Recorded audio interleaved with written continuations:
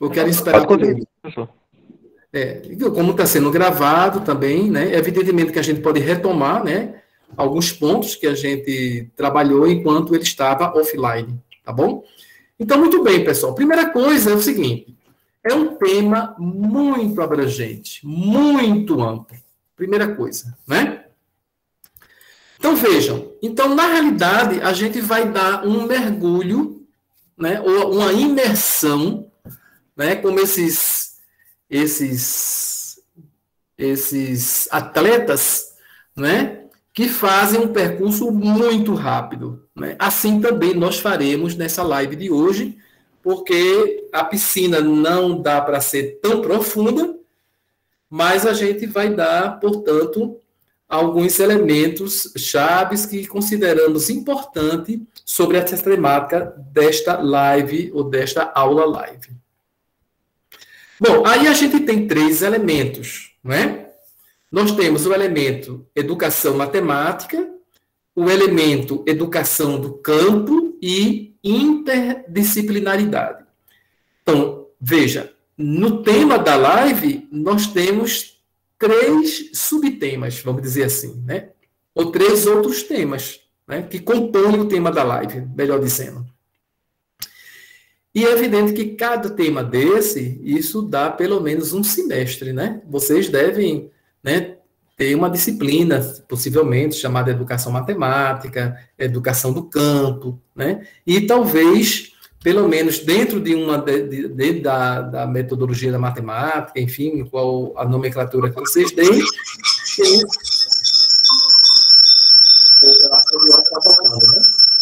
tem também a discussão sobre interdisciplinaridade.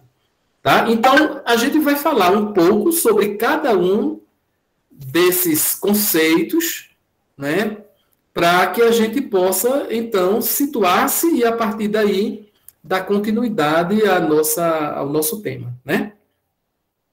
Eu não sei se o professor Diógenes quer estar voltando, mas, enfim.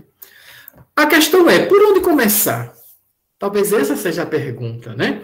Se nós temos esses 3 elementos, né, começar tudo de uma vez é uma possibilidade, mas eu tomei a liberdade de falar por parte de cada uma delas de forma específica, né? Vamos dizer assim, de forma isolada, entre aspas, né? Tá certo? Então, eu optei para trabalhar um tema que eu não vou dizer exatamente aqui o que é, qual deles foi, mas na medida em que a gente for conversando, eu creio que vocês possam já identificar qual dos 3 eu estou me referindo, né? Pelo menos dando mais enfoque, né?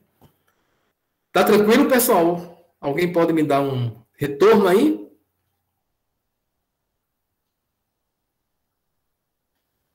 Tudo tranquilo, Luciano. Voltou, ressuscitou. Minha internet foi que deu uma caída aqui, aí eu voltei. Desculpe, viu? Sem problema, sem problema, sem problema. O importante é você ter voltado. Okay. Isso é que é melhor. Tá certo? Então, Diógenes, eu estava falando para ele, não sei se você pegou esse último slide que eu apresentei, né? Que mostrando que, primeiro, não sei se você acompanhou, né? A gente vai fazer uma imersão. Não tem aquela história, fazer uma imersão do inglês, do francês, do espanhol, do alemão. A gente vai fazer uma imersão apenas, né? Mas não que seja algo menos importante. Né? Eu considero como muito importante, né? Claro, eu acho que todos nós, por isso que estamos aqui. E eu estava dizendo que a piscina não permite ser muito profunda, né? E a ideia dos atletas aí é para dizer que vai ser algo rápido, mas nem por isso a gente vai deixar de destacar alguns elementos importantes dessa discussão, pelo menos do ponto de vista que eu entendo e dos limites do tempo que nós temos. E aí eu mostrei a eles, Diógenes, um pouco esses 3 elementos que estão relacionados, estão dentro do tema, né, mais amplo, que é educação matemática, educação do campo e interdisciplinaridade. E a grande questão é por onde começar. Eu fiquei pensando, por onde eu começo? Começo com um problema, começo com... Bom, na realidade, nós já começamos com aquele formulário, né? Já foi um começo, tá? Mas, de um ponto de vista mais específico, considerando esses 3 elementos aí, eu optei por um deles, que eu não vou dizer agora qual foi, mas à medida que a gente for conversando, certamente vocês vão identificar, tá? Então, para isso, eu pergunto a vocês. Estão vendo esse objeto?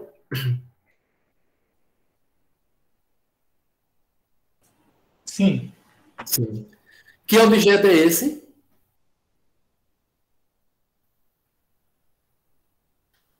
Eu não estou vendo no chat. Isso. Então, mas veja, é uma bolsa. Todos nós conhecemos, é uma bolsa, né? Claro que existem, né, bolsas e bolsas. Mas eu perguntaria a vocês o seguinte. Sabe que figurazinha é essa, né? Conhecida de vocês? Sim, sim, a gente sabe. Sabe, já assistiram ao filme, né? Muito bem. Que informações você daria a um ET, ou vocês dariam a um ET, faltou a outra aspas, para explicar a ele, ou a ela, né? O que é esse objeto? O que é que vocês diriam? Ou uma pessoa que não sabe o que é, conhece outras coisas, mas nunca viu uma bolsa. Como é que vocês explicariam? O que é que vocês diriam para explicar que isso é uma bolsa? Quais são as informações que vocês dariam?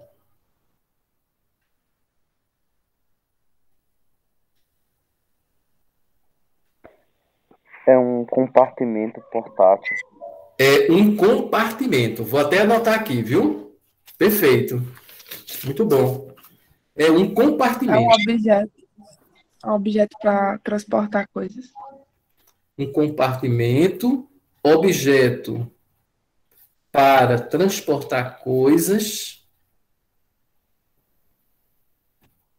Eu não sei se daria para a gente. Eu acho que não dá aqui porque não dá para ir para o chat, né? Mas não ir e voltar. Mas vamos lá. É um objeto para transportar coisas. O que mais, pessoal? Que outra característica, que outra informação você daria sobre esse objeto?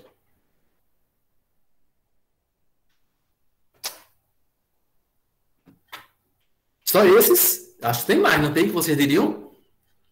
O que é que vocês estão vendo nela? Alças. Diria que possui alças. Ele tem alças. O que mais? Para a pessoa entender o que é uma bolsa.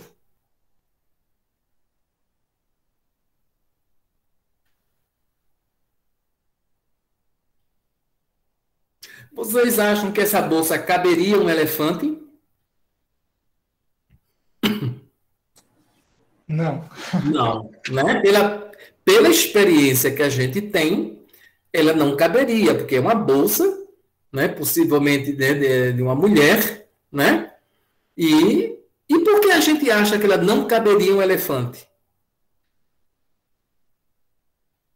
Pela nossa, acho que a experiência assim, que a gente tem, o conhecimento que a gente tem desse objeto já nos permite dizer que não caberia um elefante. Aí, por exemplo, eu nunca vi uma bolsa que de fato caberia um elefante. Mas ela caberia um ratinho? Caberia. Por quê? Como eu falei, já tem até uma experiência assim, que a gente conhece de bolsa, a noção do tamanho que a gente tem de bolsa faz pensar que caberia um ratinho aí dentro. Certo, certo. Mas essa experiência que você tem de bolsa, você tem alguma informação de conhecimento específico que talvez justificasse isso, não?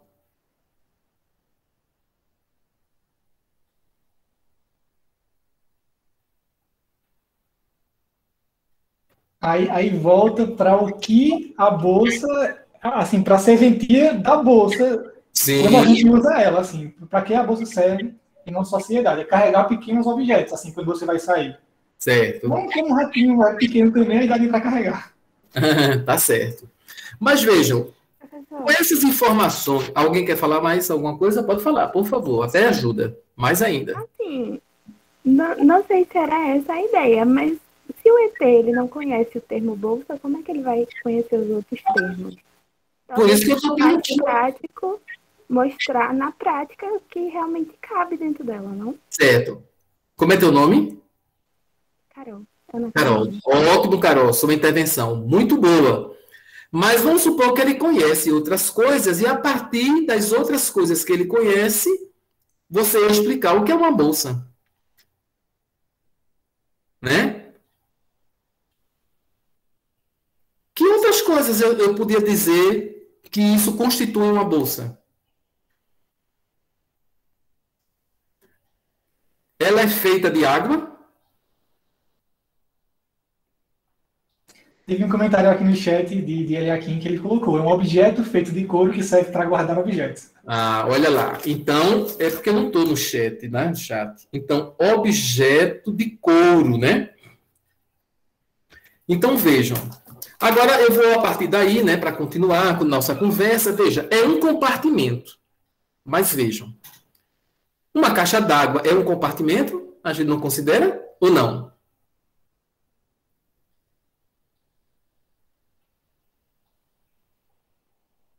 Considera, pessoal? Não é um compartimento, não? No guarda-roupa de vocês, tem compartimento? Sim. Tem vários.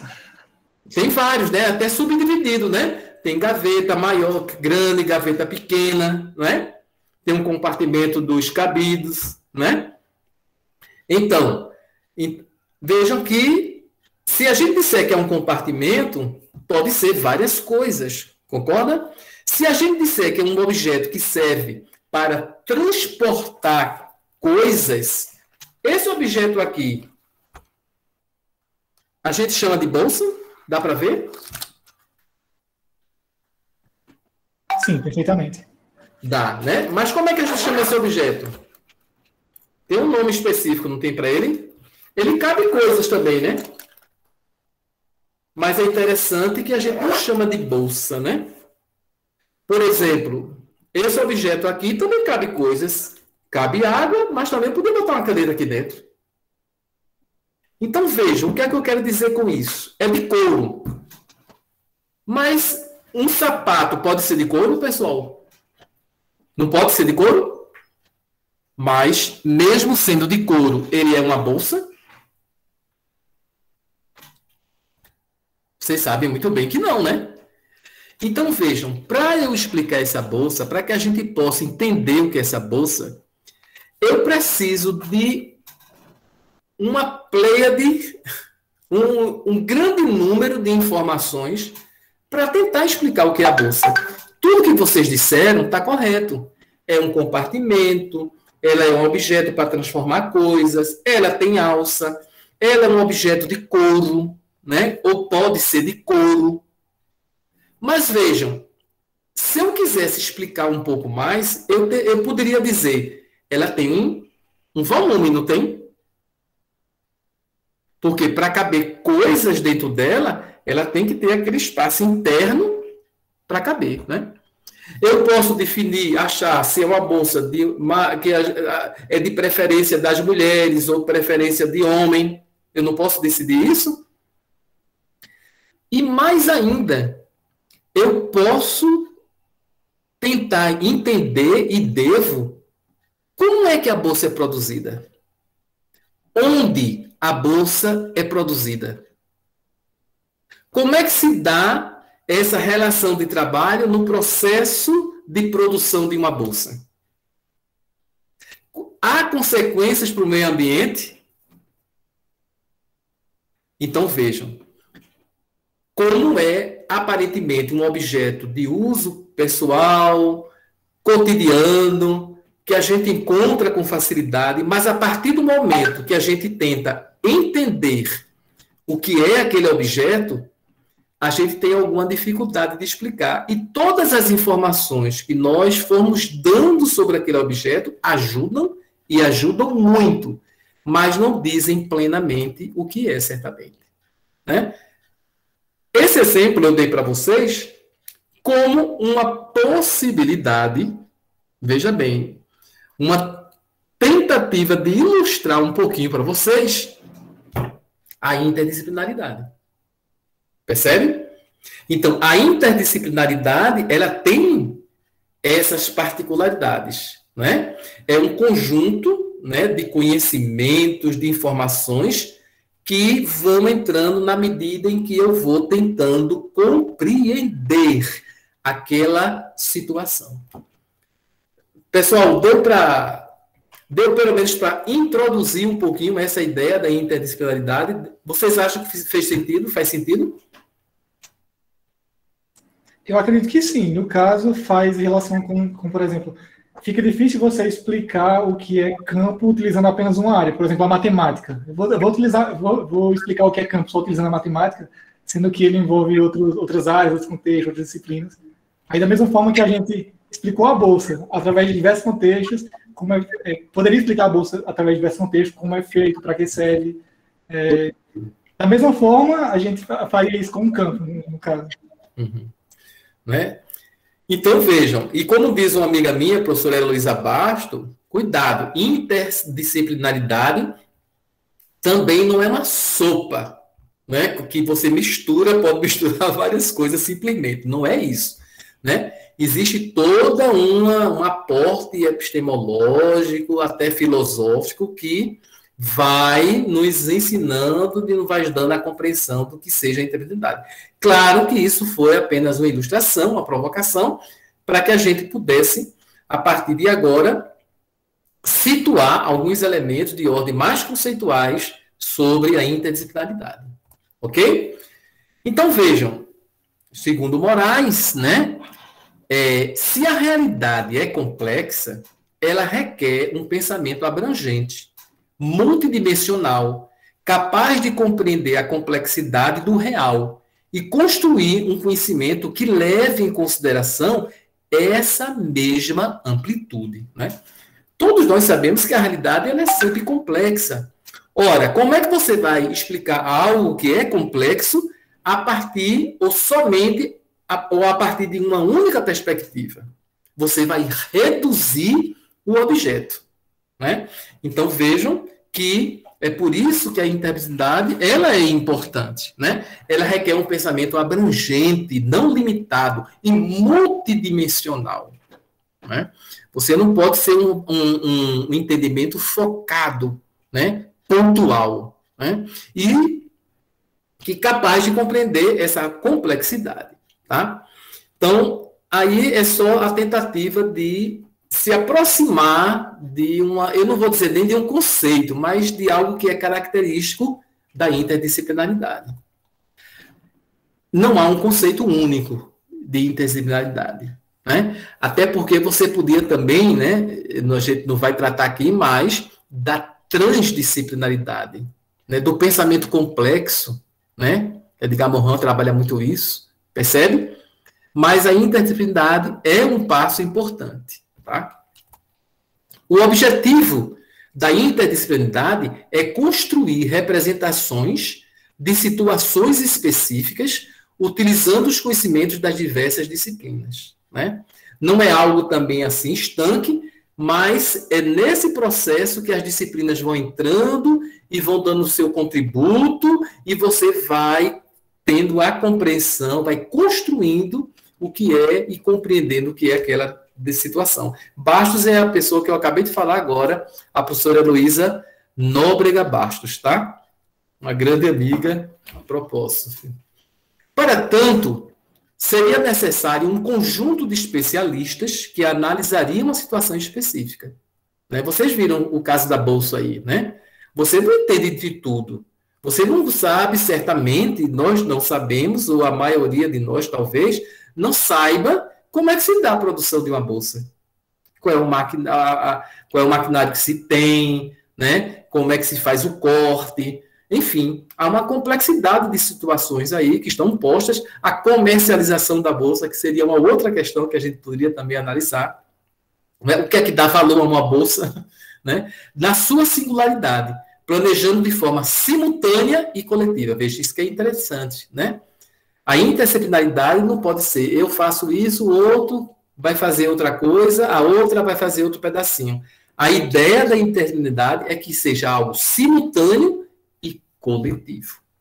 as ações a serem desenvolvidas nas diversas disciplinas, de modo a compreender a situação na sua totalidade. Esse é o grande objetivo a que se propõe um pensamento interdisciplinar. É compreender, tentar compreender a totalidade.